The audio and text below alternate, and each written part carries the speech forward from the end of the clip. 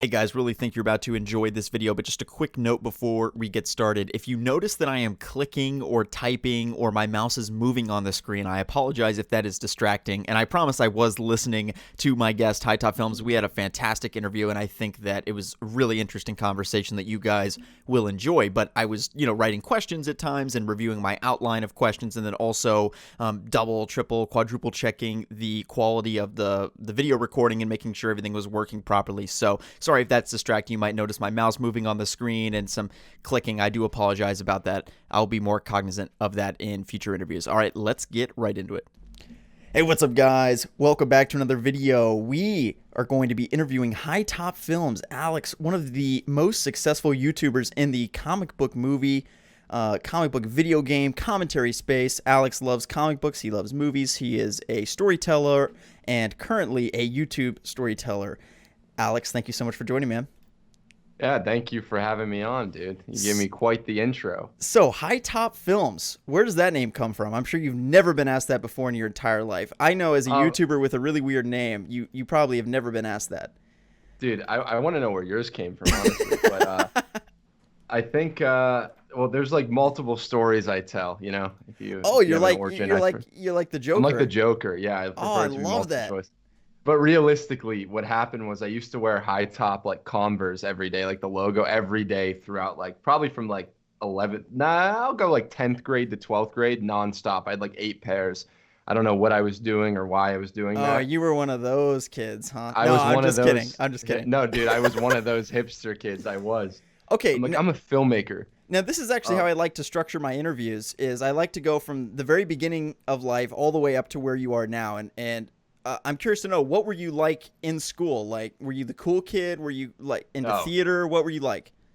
I was not into theater, but I was I'd say that I wasn't like a straight up outcast, but I wasn't popular. I had like my group of friends because I went to middle school with most of them, and then we went to high school, the same high school. Okay. So I had like my tight group of friends that I'm still friends with now, and I met a few people along the way. But I would say that I was the kid who was I was definitely known as the kid who was into like comic books, and the kid who was into movies was like my thing. Um, and then when I got this was a nice little transition into the career path. Yeah. But I joined a film club in that high school, and that film club led to a job where I was the first real experience I had like working on film sets and working on like a network TV show that I helped create.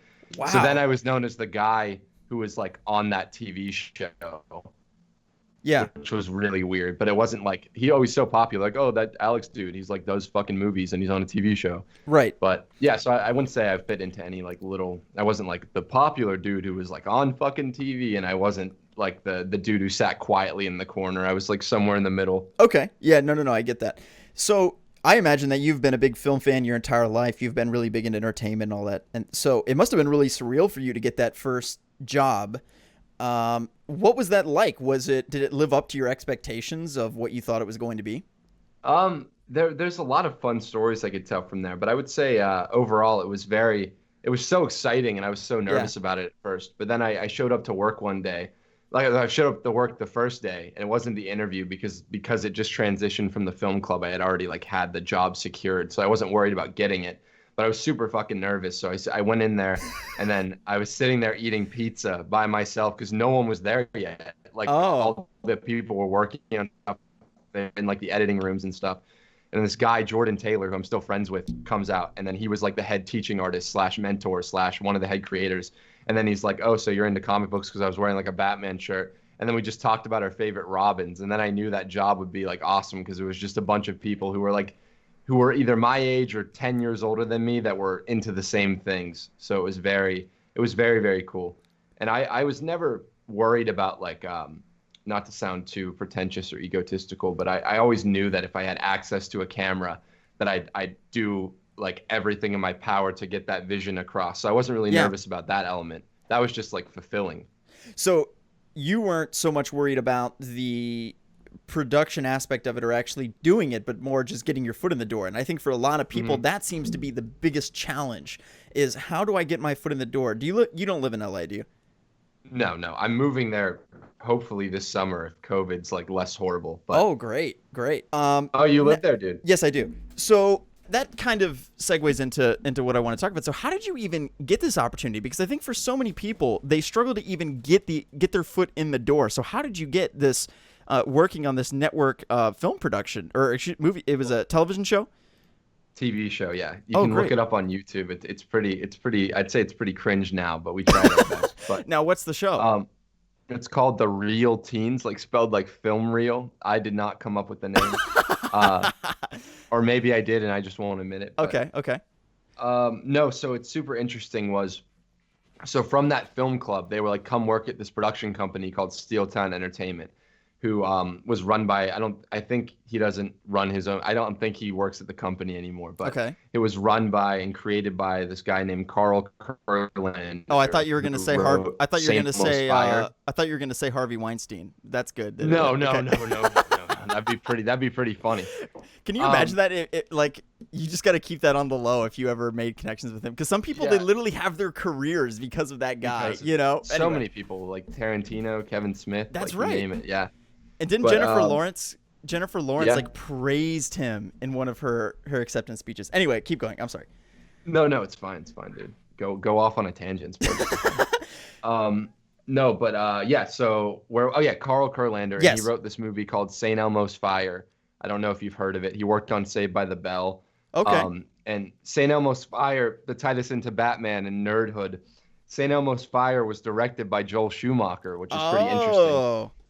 So Carl's mentor in life was Joel Schumacher. And then Carl went to LA, like made money as a screenwriter, worked on TV shows, then wanted to bring the film industry to Pittsburgh, which is where I currently live. And so he started this production company. And I guess like he wanted to, get people, the youth who were into filmmaking and, aim them in the right direction. Yeah. Yeah.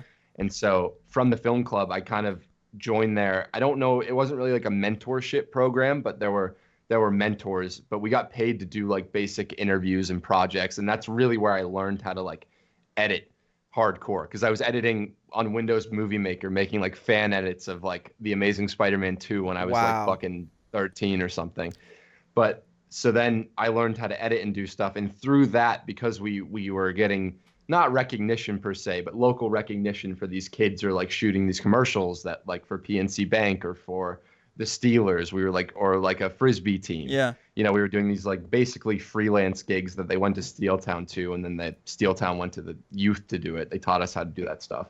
And then from there, they were like, oh, this is like such a cool thing. We should make it into like some kind of TV show, just because it's like pretty interesting that a bunch of like young people are doing film stuff in high school, like doing stuff, like you said, that people try to figure out their way into. And it's kind of an accident then. And then they were like, oh, do you guys have any ideas for a show? And we all pitched some stuff. And that was my first experience with, like, I talk about this a lot in my videos, just like the studio versus the artist, right? Right. For us, it was very much like the younger people, me, and then my friend Josh, John, I can name like a bunch of people. We had this like clear vision for what we wanted the show to be. Yeah. But Carl, who I love dearly, had a very different vision of what that show was. So that, I think, is the coolest aspect of that, besides the fact that we got to make a network TV show. Right. But I mean, not even, I say network, but it's like local network. So you wouldn't be able to like watch it on Fox, but you'd be able to watch it on Fox in Pittsburgh, if that makes sense. Yes. Yes. And on yes. YouTube. But yeah, what was I saying? Yeah, the conflict between, producers and artists was like so prevalent there. Yeah. So then I think that just that made me want to go off and make shorts while we were doing that TV show. So it all like went into each other. So while you're working on this network show, you're also doing your own shorts and doing your YouTube channel. How do you? I didn't start the YouTube till after I left. Oh. After I aged out of Steel Town, when I was too old to be on the Real Teens. That's when I really went deep into the YouTube dive. I think maybe like Chocolate Cake, which was my first video essay. Yeah. So the Spider-Man 2 Chocolate Cake video, I think I did that in like the last summer I worked there. Okay. Which is So it wasn't like I wasn't balancing all of that, but Right. yeah. So Go ahead, basically, sorry. you used your video editing skills to build your YouTube channel, because if you did not have the video editing skills that you have, you wouldn't be able to make the videos that you make. No. Because the thing that I really grabbed onto about your videos is that they're incredibly high quality and they're highly scripted, highly organized, and that is the type of content that is exploding on YouTube right now. And I think that it's self-evident that you have played a huge role in the boom of like the video essay, highly produced type of videos, even in other genres like in video game reviews. I'm noticing the videos that are doing really well there, also based upon the changes made to the YouTube algorithm in the middle of 2018, that much more prioritize watch time over click-through rate and views. So basically the length that people are watching the videos, how engaged they are.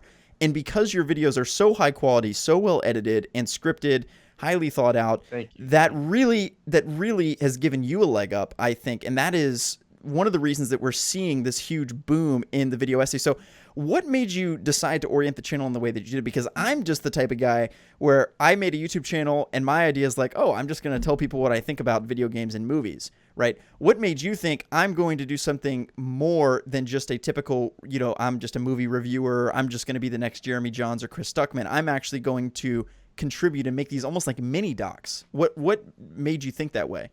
I think it was very much like I keep saying, like accidental stumbling into Yeah. things. But for me, I think if you look at my older stuff, like the chocolate cake stuff, it's very much like a nerd writer kind of video. So I think Right. I was like, oh, I like that style of stuff. I want to definitely inject my own personality into it. Um, and then I did that, and that didn't really take off. And so I just kept making stuff. And I think the homecoming video, like the infamous homecoming video at this point, I think that's the one that really took off. And I think once that took off, I was like, okay, because that video was the most, I would say, like passion filled Okay. when in the voiceover. And I think that was like what I thought of it as. I didn't think mini doc quite yet. I was like, you know what? Like a lot of people, if you watch these scripted kind of videos, which were like every frame of painting, nerd writer, like there's always like this slow, the slow reading, and it's so profound. Everything I'm saying is very, very profound. Is like Mm, what the video essays were. So I was like, you know what? I want to make something that's like not punky per se, but I wanted to do something that was like so much of my personality, even if right. it's like amped up to 11, because like I'm talking to you now, but HiTop Films talks from like up here, Of course, you on you the turn it video, on when because you start recording. Right. yeah. And I think it was mostly just about like injecting passion and Yeah. spunk, I would say, word into a genre that was very much like on YouTube. What I was watching was like slow and intellectual and sounded like they were talking down to the audience. And I was like, there's no way you're ever gonna get people who aren't super into film to get into like filmmaking aspects unless you're just explaining it like I'm like, oh, this wide shot's so cool because it makes a character feel lonely, instead of me saying like, oh, a wide shot is used in cinema, with a wide angle lens, 18 millimeter lens, to get across the feeling of loneliness, Right. which is like what a lot of video essays fall into. So I was like, let's just make like a mix of what you're saying, which is like the unscripted, you're just going to sit down and talk about your feelings. So let me mix that with kind of like a narrative form where it's highly scripted.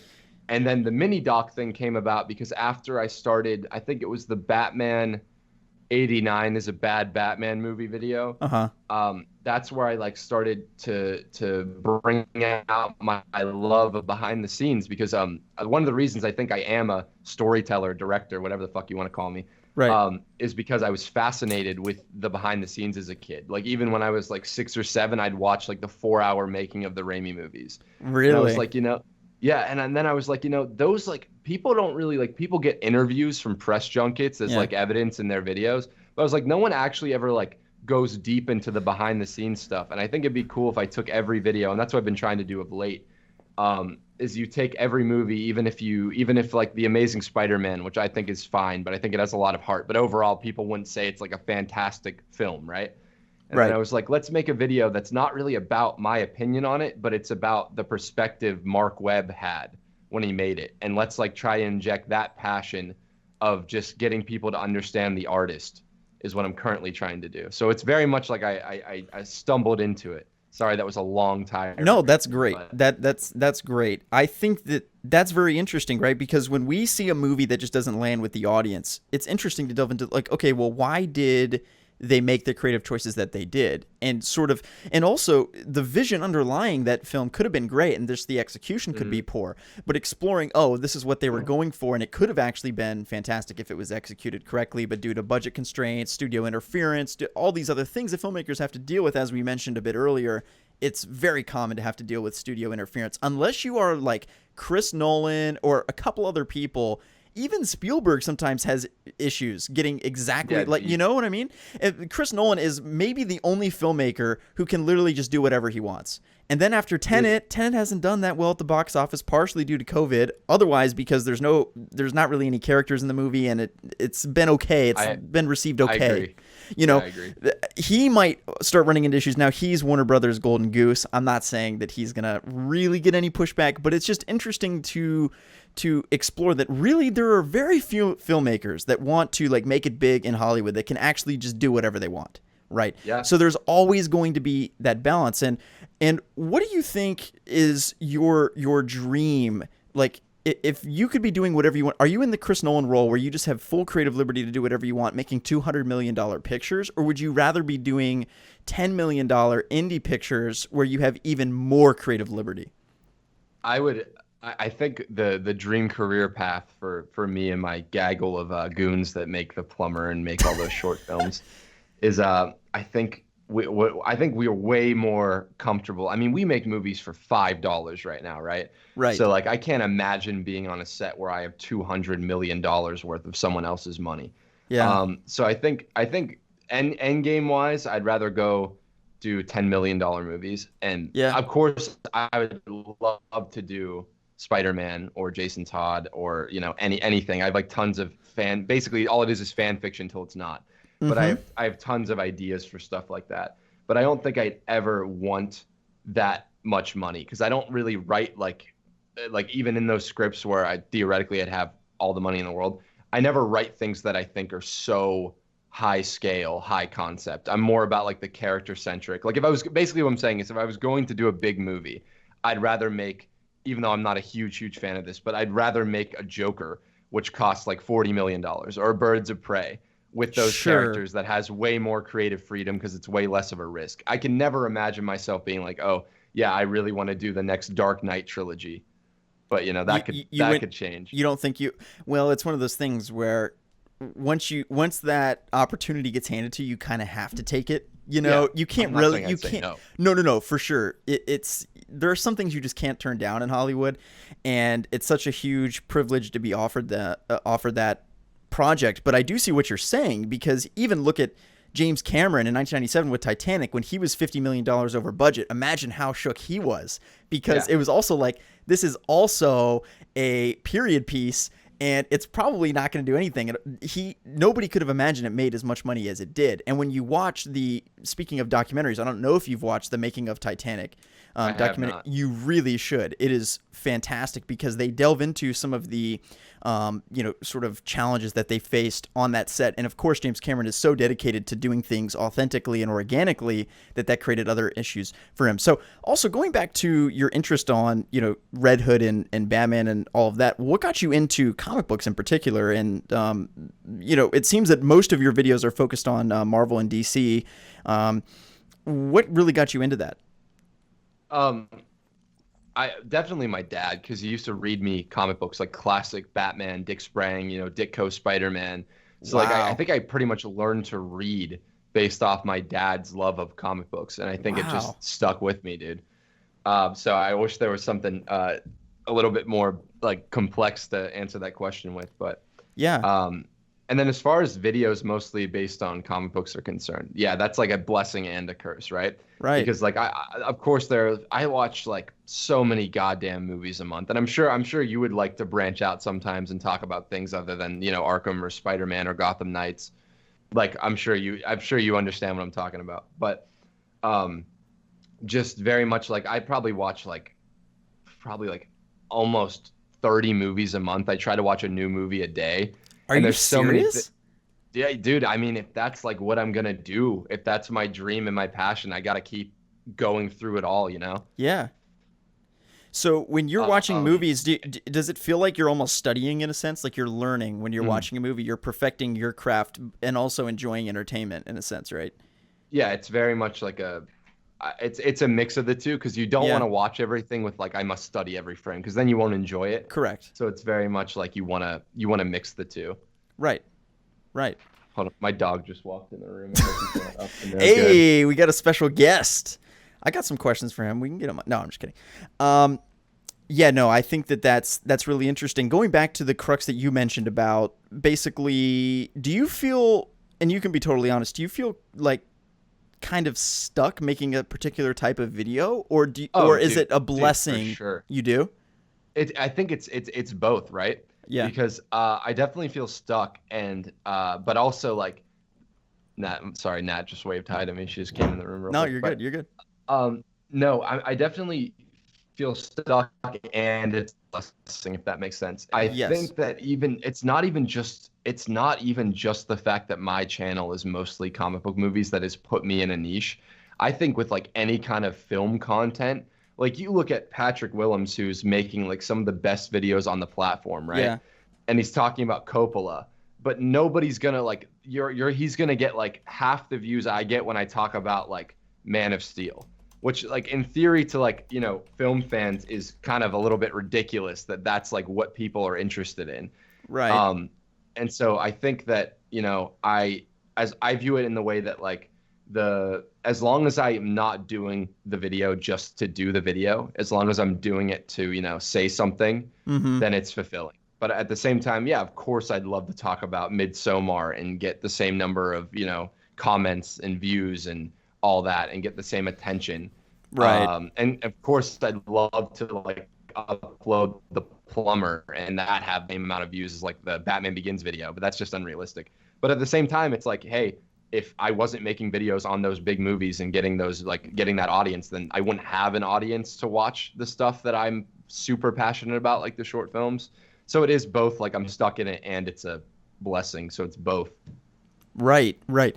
I feel the exact same way. I mean, everybody has a lot of different passions and interests, right? I mean, film is just one of your passions, but not only that, the types of videos that work on your channel are not just videos about film, but very particular films, right? Like really, really popular movies. And that, I think, is the dichotomy that filmmakers have when they come here, is basically the mainstream market appeal that needs to come along with whether you're making videos, whether you're making movies. It has to be able to appeal to enough people to make money and be successful. Otherwise, the money dries up and then you can't make more of that thing.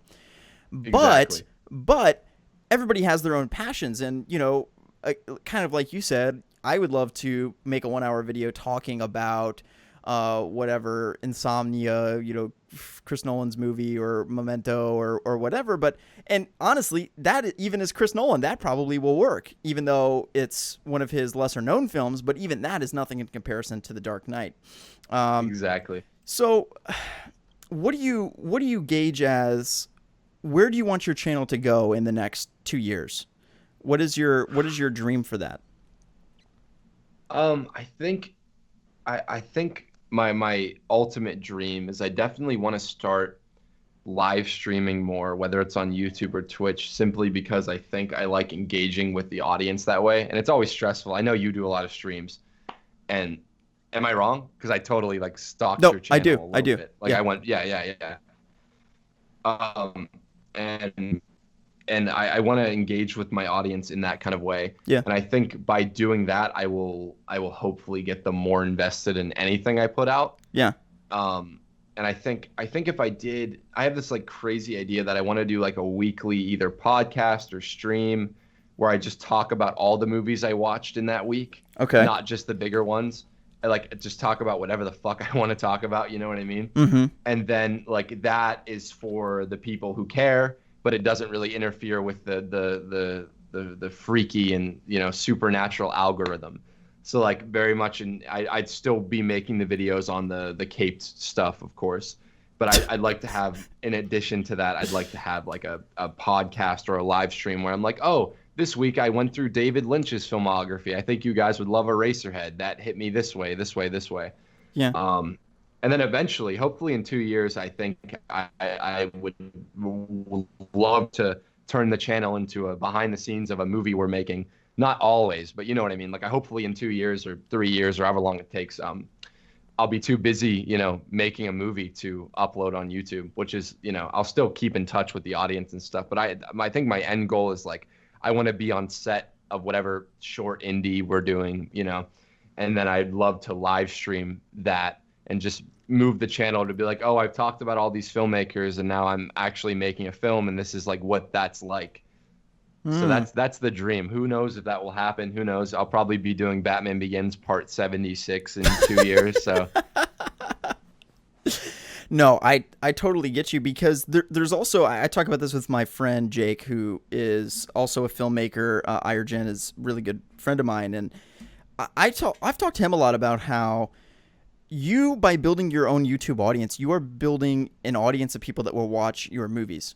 Otherwise, if some random person makes a short film, like, even though, let's say you make a short film, it gets 50,000 views instead of your other videos that get 2 million views, you're kind of like, oh, well, that's a weird proportion.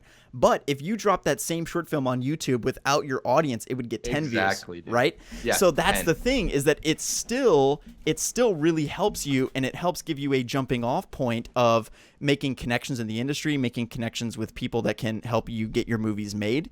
And I don't think that it's bad that YouTube is not your end goal. Like, that's totally okay for YouTube to be something that is done for fun. If anything, the way the YouTube algorithm is oriented, in my opinion, is rewards too much like corporate content of like Saturday Night Live and people that have like a huge team of people. And that's why I notice if I don't post for a week, I like tank. My views all tank, even on old videos. And it's because basically it's really difficult to have that level of output that you need to be successful. So I think that it's actually a big problem with YouTube that so many people are doing YouTube as a career. It's turning into a job, and then that diminishes the sort of value of the content, right? It feels more synthetic. It feels forced, and it feels like, oh, I have to, do this video and get this amount of views. That is, at least for me too, that's when I make the worst videos, when I'm in that mindset of like, oh, what is something that would get views, instead of thinking, oh, what is something that I want to do, that I would enjoy making, that I would watch. Another question I had for you: have you ever thought about making a second channel that's like a Jeremy Jahns, Chris Stuckman type of channel where you just review movies? Have you thought about doing that? I have definitely thought about doing that plenty of times. I don't know if I'll ever do it, but I have thought about, like, I see everything that comes out. Like, I wouldn't do the typical, and like, I love Chris Stuckman, don't get me wrong. I think it's like, I watch every video he makes, but I wouldn't do the typical like Blu-ray background thing. I'd like try to implement the same kind of HiTop style into like a short form format. I have thought about doing that, but I think like I would try to make them like 6 minutes long, and they would just be like, okay, this week I saw theaters aren't open right now, but last night I watched Sunset Boulevard. Sunset Boulevard's great. Here's a behind the scenes with Billy Wilder talking about it real quick. Blah, blah, blah. 5 minutes, super quick, super condensed. And then that way I think I would just hopefully get a different kind of audience, the people who aren't just into comic books. But I've definitely thought about doing that. Mm-hmm. So what is your tier ranker list of all movie reviewer YouTubers? So we have like Jeremy Jahns, Chris Stuckman, John Campea, Grace Randolph. Where do you rank those guys? I don't watch most of them. I sometimes listen to Campea, but usually, unfortunately, it's when he gets like retweeted for saying something goofy. When he gets ratioed, Yeah. That's when I feel bad, but that's like where I see him mostly, sadly. And Randolph and Grace Randolph. The ratios is where I see them. But I'd say as a kid, for sure, it was always like, it was Chris Stuckman, it was FlickPick, who doesn't really upload that much anymore. Yeah, that's right. It was FlickPick, who's like changed his content to be more like live streams and shows, and then it was Jeremy Jahns, and those are like the 3 tiers of like standard movie reviewer that I would watch. Yeah, But my favorite. Well, go ahead. I really like Jeremy Jahns. I think that he's pretty much spot on with my opinions. I've noticed a lot of film buffs like you. One of my really good friends is also a huge Chris Stuckman fan. I think like film buffs really like his content more than other people. Yeah, no, Stuckman's for sure.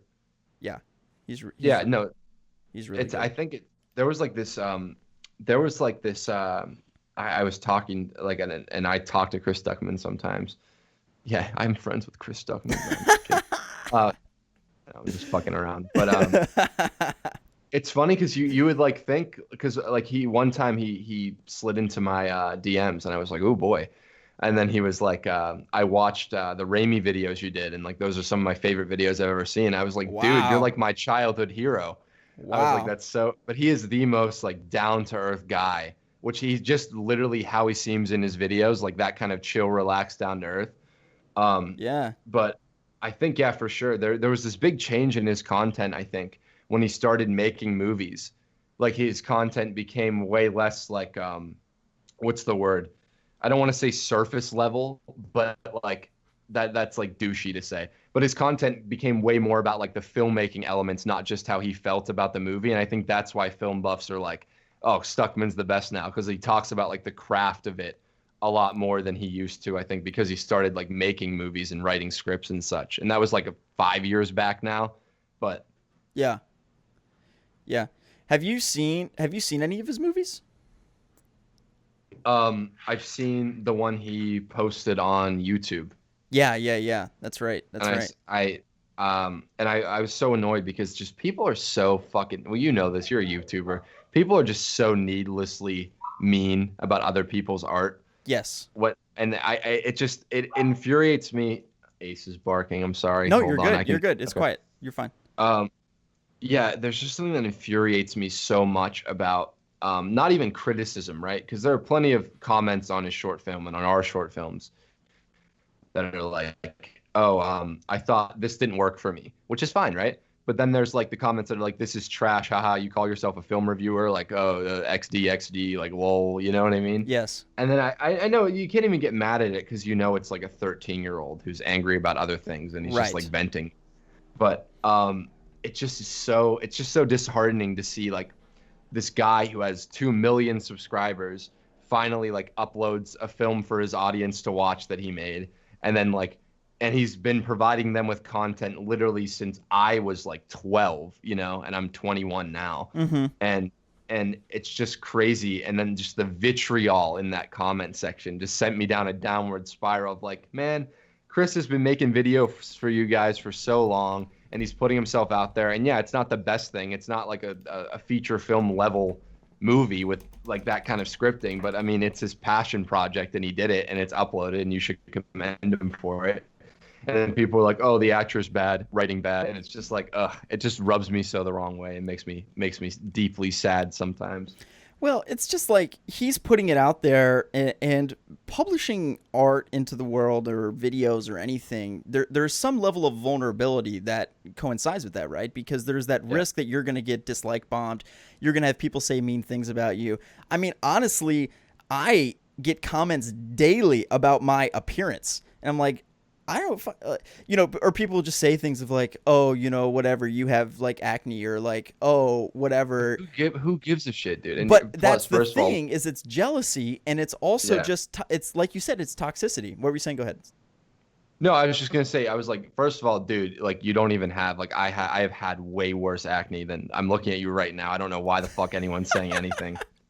Well, it's just so funny because, again, part of it is jealousy because a lot of people are jealous that Chris is even in the position to make movies and for people to watch them, and everybody is a critic.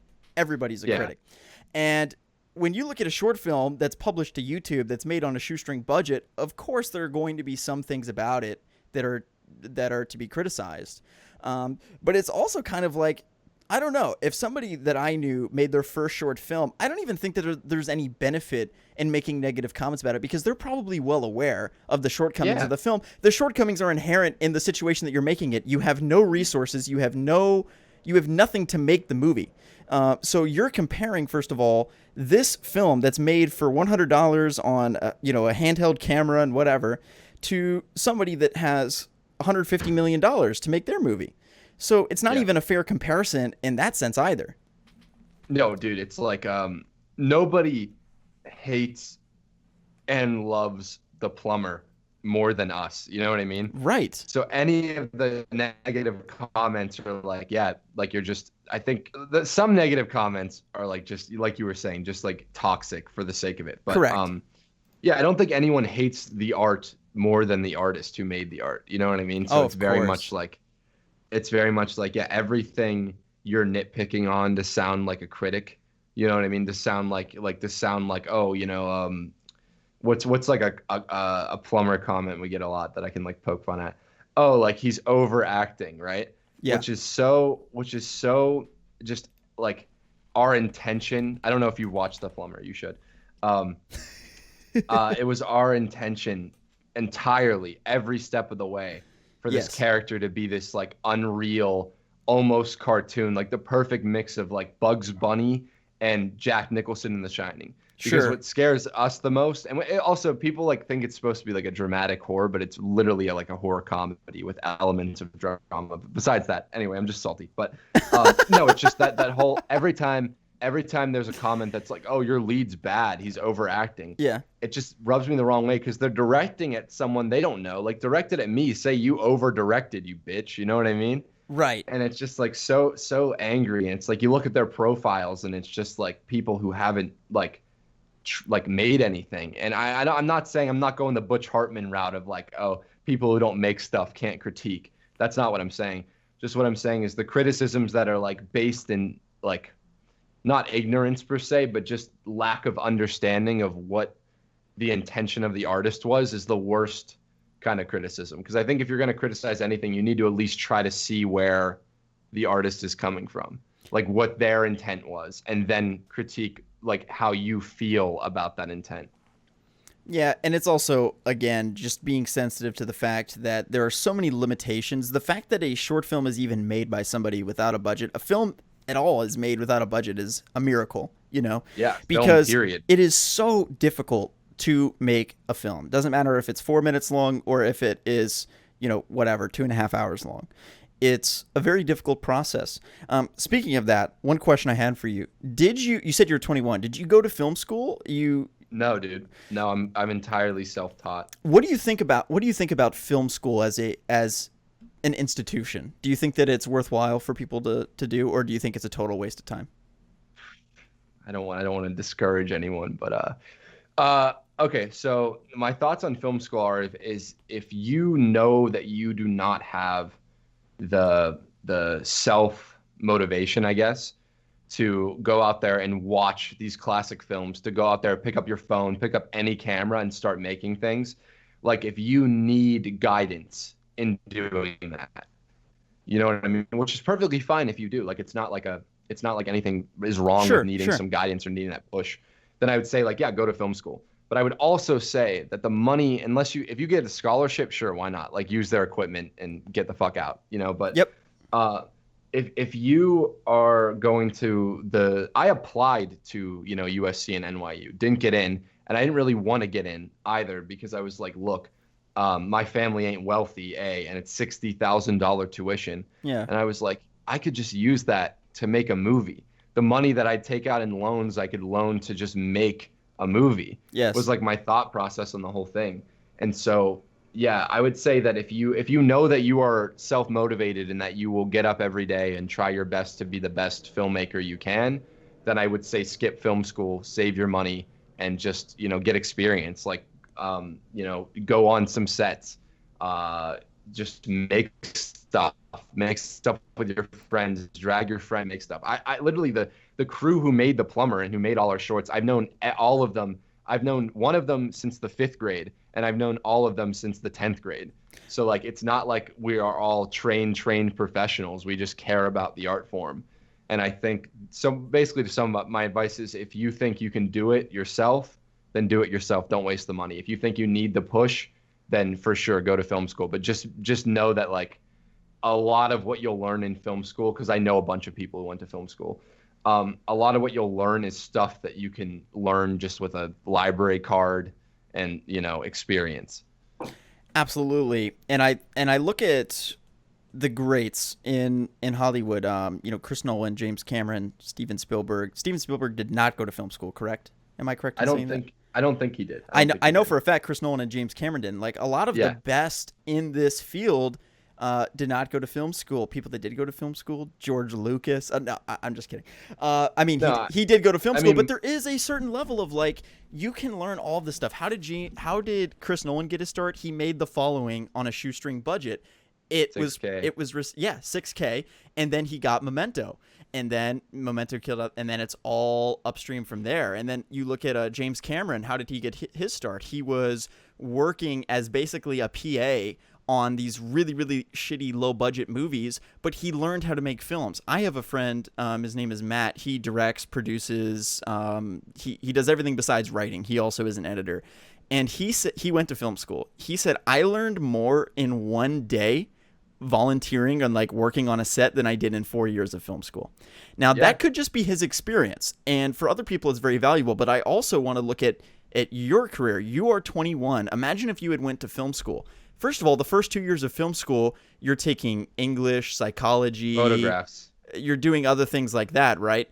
So that puts you at age 20, and if you were and you're 21, you couldn't have a hugely successful YouTube channel, multiple short films that you're working on. You literally could not do that if you're in film school because you're too busy studying, right? Yeah. So you are I think for you, it was the best decision to not go to film school. And I think for a lot of other people, it is the best decision because you also just seem like a self-starter. You're very self-driven. I also totally agree with what you said because a part of USC Film School is that in your final year, you make a film and they actually give you a pretty good chunk of change to make a movie. I think it's maybe 30 grand or something.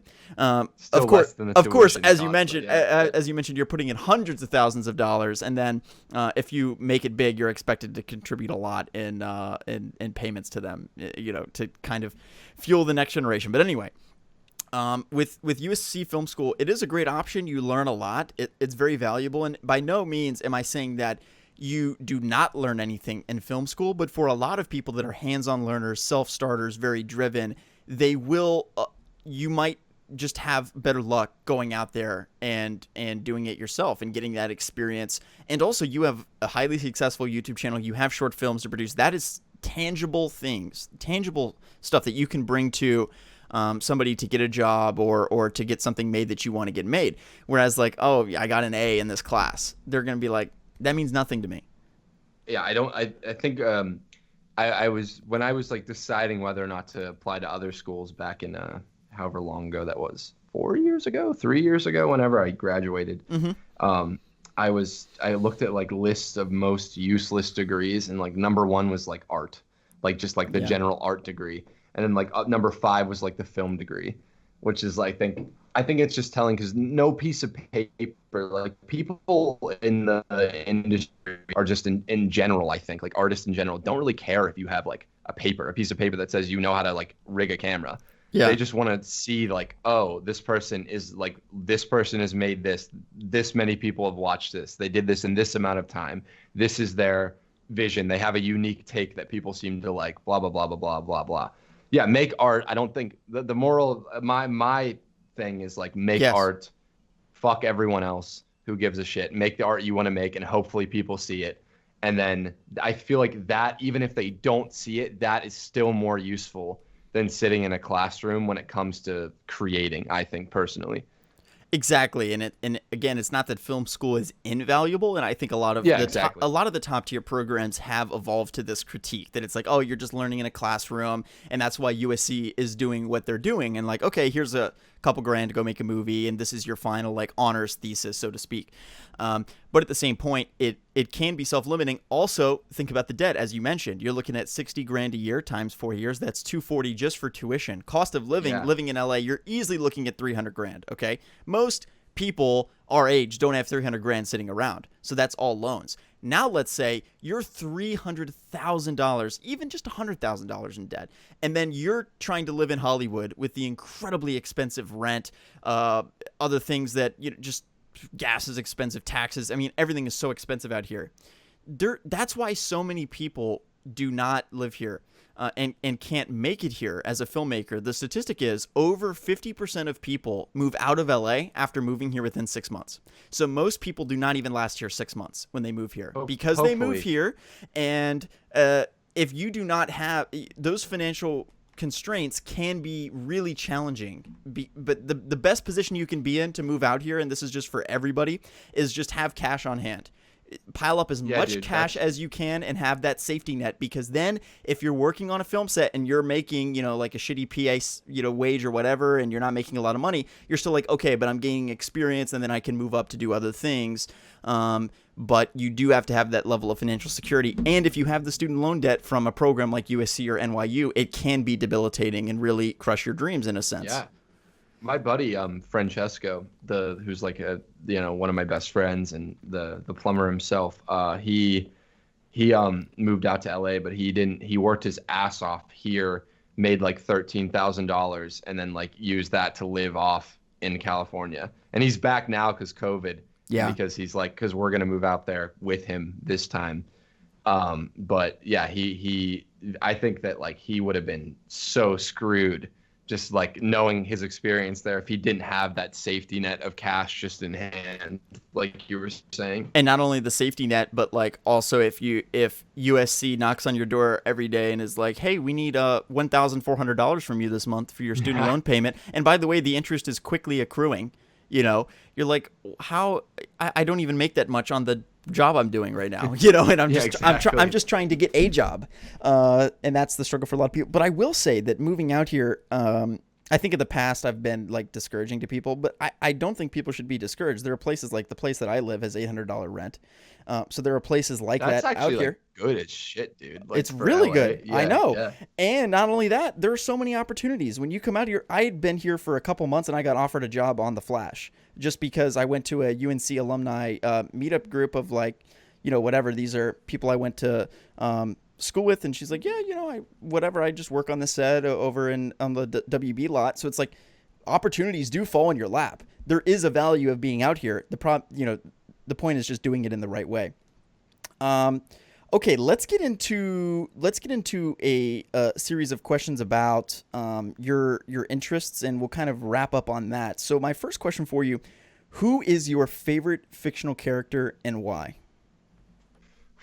Dude, that's I would say ask me depending on the day, it's either Batman, Spider-Man, and I would say Jason Todd, but I think that's just because I can't give too much away, but I've just been writing this thing forever that involves him, so I think I am like in love with my take on him, which is not the usual take. So I love him in that way because I think as a writer, I'm just fucking, but like like when you write something, it's like you have to be in love with these characters, even if they're like horrible people.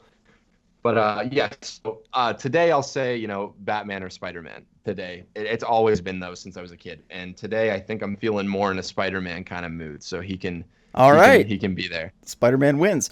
Speaking of Jason Todd, you're a big Jason Todd fan. What do you think about Gotham Knights? Are you looking forward to that game? What do you think about it Dude, so far? I'm very like, I know some people are like, oh, it's a games as a service. And like, even though they said it's not, right? Right. I tweeted out this take that got a lot of crap when it first dropped. I think what I'm most excited about that game are the elements that look like they're influenced by Rocksteady's take, if that makes sense. Mm-hmm. Like, I love the visual design. I love that it's kind of even more comic booky than the Arkham games were, just with like its color palette and like, the costuming. I hope it's really good because I think it's fascinating, especially considering there's 4 different stories they've said. Like, even though I'm sure you probably still fight Mr. Freeze but I'm sure there's like different character perspectives that could be really interesting. Right. I'm worried that it may be a little too much, like a little too many RPG elements for my personal taste, because I'm not super into that. Like Assassin's Creed Odyssey, I couldn't get into, even though that's like people's favorite of the series. I'm way more like a Assassin's Creed 2 kind of guy. But I mean, I'm anything with Batman in it, any Batman game especially, and that has Jason Todd, and it has Dick Grayson, who I adore, and Barbara and Tim. Yeah, Uh, yeah, I adore them a little less, but there you have I'm it. excited. Yeah, I'm excited for. But who are you? Who are you playing to play as? Batgirl. Barbara Gordon's my favorite DC Comics Oh, dude, character. damn, So damn, dude. I'm sorry, I just threw some shade at you. no, you're good. You're good. Her origin in the game is really weird. I don't know if you saw her origin card, but they're like, so I did. she was paralyzed and then she just like started walking again because that's how spines work. Sure, let's go with that. Dude, I think the only reason I was trash talking Barbara a little bit is just because I did not like what they did with her in the Arkham games. Like I didn't think she Really? was nearly as fleshed out as she could have been. You know what I mean? Like I think she is like your voice of guidance, and then she's actually in Night in a major way. And I think that like I remember playing Arkham Knight. Spoiler alert to anyone. And when you think Barbara shoots herself, Mm-hmm. I think like that moment I wanted to hit a lot more because like it hit for me just because simply like you, I know the comics and I know like I know like most things about Barbara, but I just wish, I hope in this game, I mean maybe they will, but I hope they really dive deeper into what it's like to just the stress of like what's always been fast. I'll go on this. I'll shut up in a second, but this tangent of No, like keep what's going. always been fascinating to me about her is that both her kind of like, unless you're talking about like the Bruce Timm universe where he like has sex with her, Bruce has sex with her, but that's Right. always weird. Yeah. But just the battle of like you have two kind of father figures, and one of them is like best friends with the other.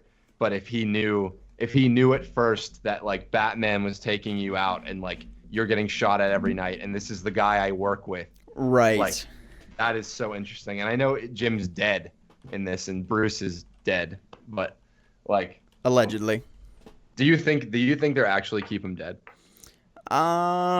Yes, because they seem very insistent. I think that probably the second game that W Games Montreal is working on is probably the Batman game. So they are intentionally excluding him from Gotham Knights to build up hype for their solo game, which is going to be Arkham style in terms of combat and story, and will just be something totally in their universe. So they're going to build out their own Hmm. W Montreal extended Bat Family universe, where it's going to, and then Dude. of course the Bat Family from Gotham Knights will then be in that solo Batman game. I think that is a possibility. I do believe that he's dead. I think that he will have a role in the story, whether that be in flashbacks.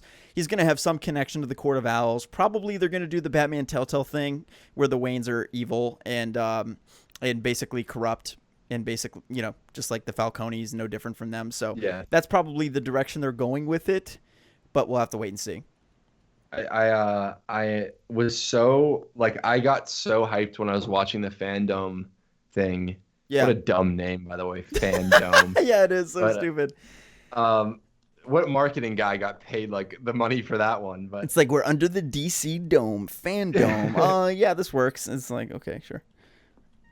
but yeah, no. I'll make it quick. But No, I take your thought time. it was You're like a good. sequel. I thought it was a sequel to Night because you literally start off with a final message from Bruce, and it wasn't Conroy, which was a little off-putting.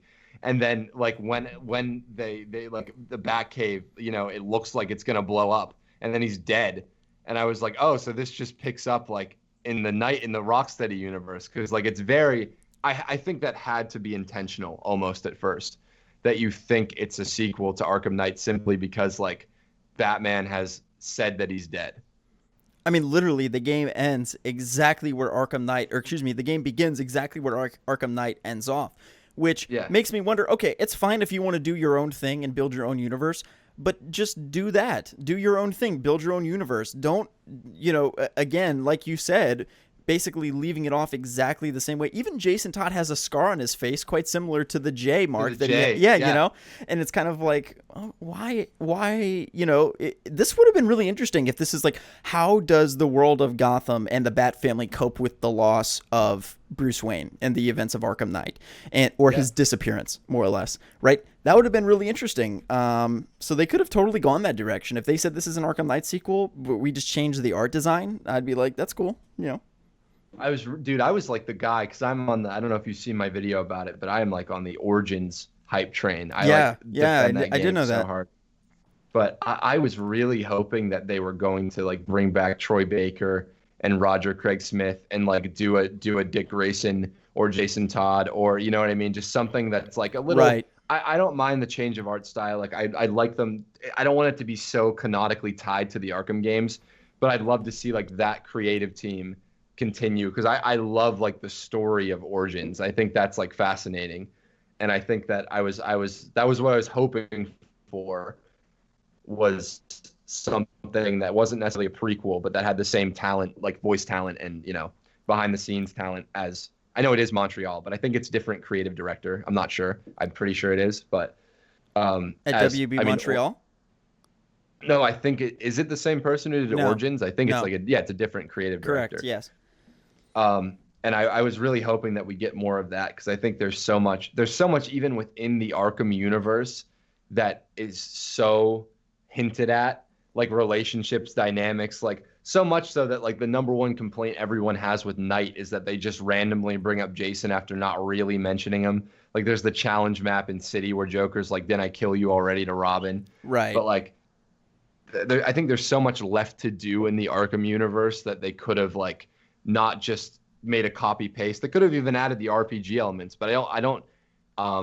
I guess they just wanted the freedom of telling their own story, and that's why it's like a separate universe. But there's so much left in that universe. I'd be like, love. Well, to see. to be fair, they did get panned pretty aggressively with Arkham Origins, because there were a lot of misalignments in terms of the canon. In other words, they did a lot of things that really screwed with what Rocksteady did and changed some things and some Origins and that type of thing. Yeah, for sure. And Rocksteady tried their best to service Origins. With the Firefly side mission in Night, they had a lot of allusions to what happened on the bridge, and like they tried their best, but ultimately I actually think that a couple people at Rocksteady don't look at that game super positively. Obviously, outwardly, they're always going to be very positive and be like, yeah, whatever.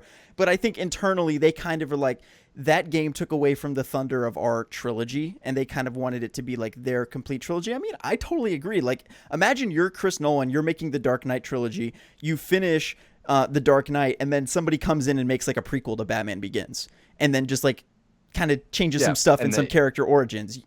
I actually understand that completely. Of just like, wait, no. I built this, and I didn't give you permission. Some executive at Warner Brothers said that you can make a Batman game in my universe. And they literally reused like every single asset from Arkham City. Correct. Like which is like happens when you're rushing a game out like that, but. It was very much so like all they had time to do was the story and maybe a few gameplay improvements, and that was it. Yeah. Well, then the thing, like, man, is like if you're separating, right, then they like breaking free so they're not like fucking over Rocksteady's vision anymore, messing with the canon or anything. Then why the hell do you start your game literally where the last one left off? Like, emotionally speaking, Bruce Wayne's perceived to be dead. Like, the Bat family's left. That's the storyline. It's just like, I'd rather see them like, I know they're like, don't want to bank on the Batman as like the number one appeal. But like, just rather see it that like, oh, Batman's just fucking, out of town dealing with some stuff, like, or he's missing, and that's the game. And it's like, it doesn't matter. It's just so weird to me that it's older Bruce in that trailer. Right. It's older Bruce. It's older like Bat family members. It's very similar. And then you look at the gameplay and the combat's like very different. But there are a lot of echoes to like the Arkham franchise purely in like just the way it. I don't know. I've never played it, but the way it looks to feel to play. Like R1 to grapple up there, like you can glide, you can call the Batmobile. It's just like, okay, well, it's either keep messing with the Rocksteady vision or, do something so out there and different, like make it like so different than the Arkham games. But I feel like what they're trying to do is like walk the line so they get the Arkham fanboys like to buy it. But that's exactly right. I'm sure it'll be good. I'm looking forward to it. It'll be a lot of fun. Okay, next question. What is the best video you've ever made? What's your most viewed video? Is it that Batman one, the 3 million view Batman one? It's Batman Does Not Kill. Yeah. Sure. I can check real quick. No, I'm looking right now. Yeah, Batman Does Not Kill has 3.1 million views, and then your Spider-Man Homecoming video is number 2. Great. I actually would have thought that would maybe be number 1, but the Batman Does Not Kill one, that one got a lot of views. So would you say that either of those is your best video, or Oh, Is hell the, no. or Dude. is there like your best video has flown under the radar and nobody knows about it? Well, my best video is the plumber because that's like There you my go. like That's highly you know what I mean? produced, very well That's thought like out. that's not a video essay. It's like our own art, which Right. I think I'll say. But the best video essay, just to like go in line with that. Woo. I think it's like that's a good one because I remember there's been a few times where I'm like, this is the best thing I've ever made. I Really? really like the begins video. I think I'm gonna go with either the Raimi Spider-Man 2 for the time I made it. I think like that series, like when I did part 1, part 2, and part 3. I think the ending of part 3, where I have all the commentaries and like the fan reactions to like the Raimi movies, I feel like that is the most proud I've been of a video essay. But I think Yeah. the best edited one, written one, paced one, I think might be the Amazing Spider-Man one that I did recently, ish. I just read a comment in here. It's a good short film, but a bad Spider-Man film. In Oh, dude, response yeah. to the plumber. Dude, that is like that meme is gonna fucking haunt me till I die, dude. That Yeah, really dude, is such a good meme. When you upload this, man, I'm telling you, it'll be like, oh, this is a good podcast, but not a good Spider-Man podcast. Just wait, I'm telling you. Before they even get to this point in the video, dude, I'm telling you, I will really hope get that happens. comment within 5 minutes of uploading it. I'm telling you that comment's gonna appear. That comment better be down there. If it's not, I'm gonna be pissed. Okay, what is the worst video you've ever made? Okay, that's pretty easy, honestly. Let me look through real quick.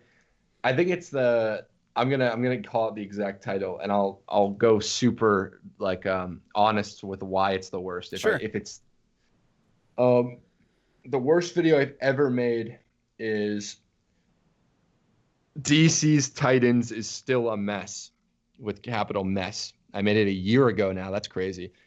And I did not want to make that one. I was in the process of, if you look, I'm looking at my channel right now.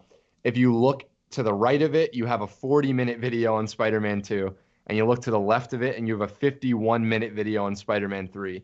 And I was so exhausted of like editing at that point and just doing stuff. And I wanted to go make my own movies and just like take a goddamn break, you know? Yeah.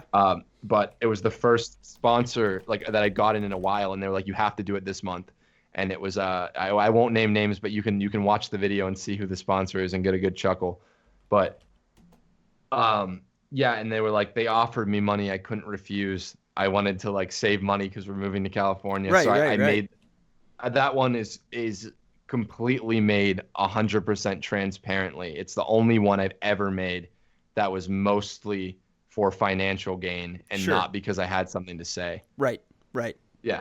Oh, I get that. That makes total sense. I think every YouTuber, the fact that you've only done one of those videos, you know, most YouTubers, that's like every video they make is just, you know. So, I mean, You know. that's good. Sucks, but It does, but that's the nature of the business. The margins are terrible. YouTube takes 45% of everything that you make. They take 30% of every super chat, every membership. They then you pay taxes. So as soon as a service.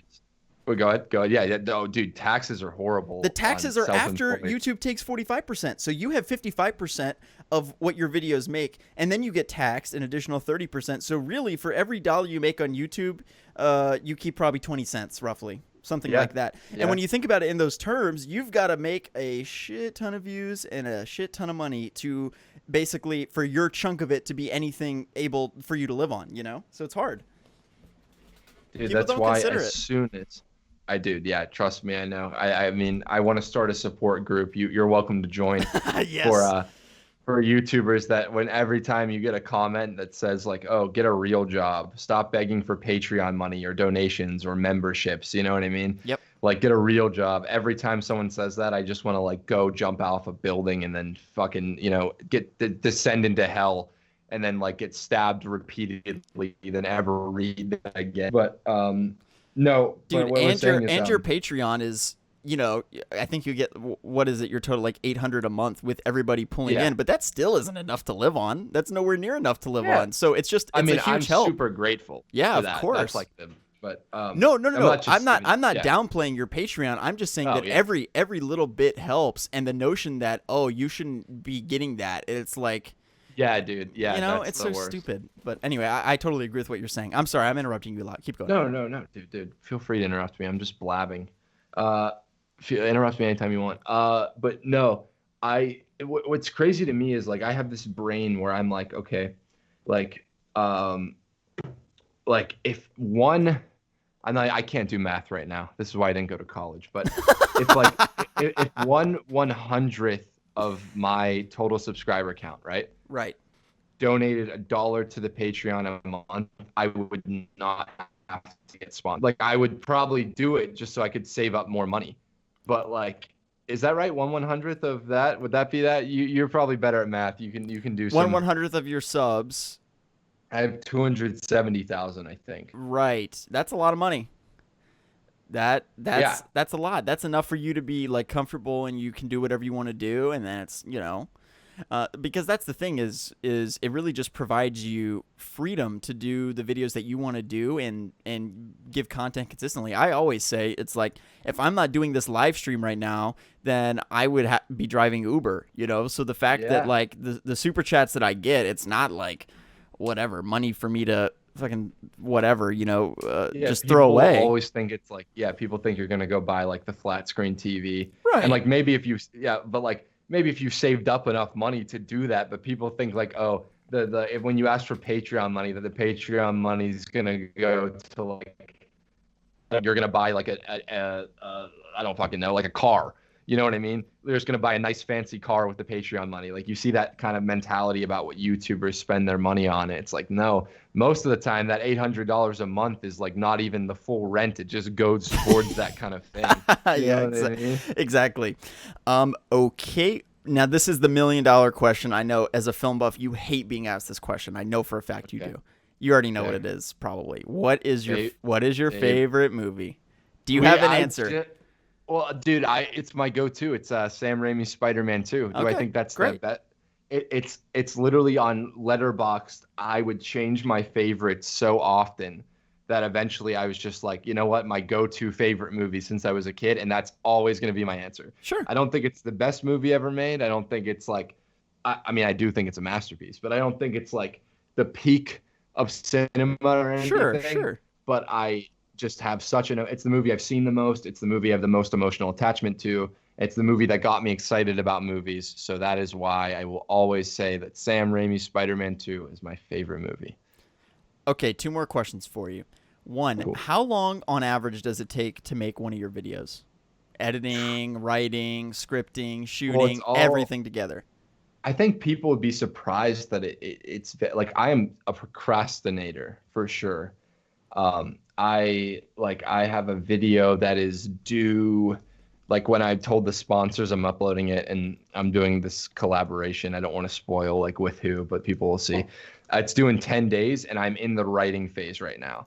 And it's just I think because when I get to work on it, I'd say 10 days usually because it's like when I get to work on it, like after I write the script, that's what I'll say. Sure. I'll say it takes like months of thinking about writing down notes, watching a bunch of times, and then what it probably takes about like 2 to 3 days to write the whole script, and then another day to like edit that script. And then I'd say that 10 days is like nonstop. I'm in front of this computer editing, shooting, doing that. For How 10 many days. Yeah, I would say like 10 days of like not I mean I take breaks, you know what I mean? I go in the other room and I Sure. play like a game or I watch a movie or I hang out with my friends, but I would say like in the 9 to 5 sense of it, like 10 days to make a video that is longer. This one won't be too long, so it'll be shorter, but it took me exactly I like remember this number because I get asked this question a lot on Twitter, I'm and I sure, usually yeah. like have different answers for every time. But um, we were shooting The Plumber while I was making the Batman Begins Part 1 and Part 2. That's why it's in 2 parts because there's no fucking way I was gonna finish it like a 45-minute video and shoot a short film at the same time. But I think the Batman Begins video took from the Part 2, which was already written.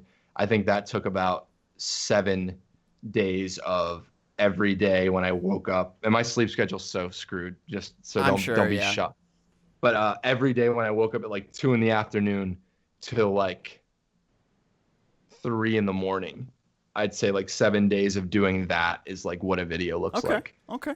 7 to And 10 I know days. that you mentioned in your Batman Begins video, I think it was part 1 instead of part 2. I think it was part 1. You discussed that you were making a short film. What can you say about that? Can you say anything about it, or Well, it's dude, all secret? that was the plumber. That That's was the plumber. Oh, that Yeah. was the plumber. Yes. Yeah. So that's Oh, yeah. It all comes together. I didn't realize that you were talking about the plumber that in that video No. because it Yeah. was just a That's month ago, and then you dropped the plumber like a week ago, I think it was, or so. yeah. Got it. Okay, great, great. Okay, next question. I think this is my final question. We'll end on this. If you Cool. could meet anyone, who would you meet? Anyone? We'll say in the industry. So like we'll say film, directors or whatever. Who would you meet? Oh man, that's a big one. You can only pick one. If I think I would. Oh man, it's either Rami or Scorsese are like the two that I'd like really just like want to talk to, and just I wouldn't even want to talk to them. I just want to listen to them. You know what I mean? Mm-hmm. Like I want to hear their experiences. But if I had to pick one, dude, that's so hard.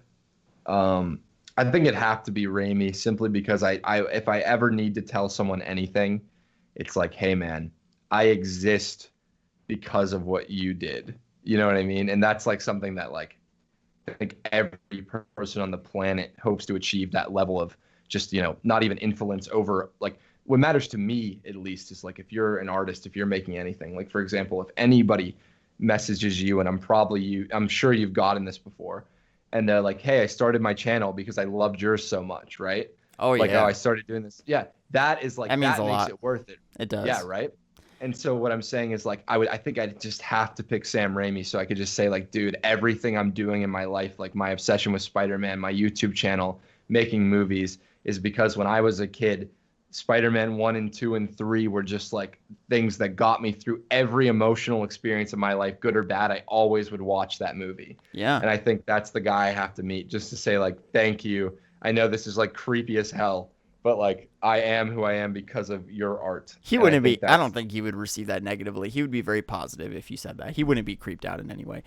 How many times have you seen Spider-Man 3? 3? Yes, 3. And then how many times have you seen Spider-Man 2?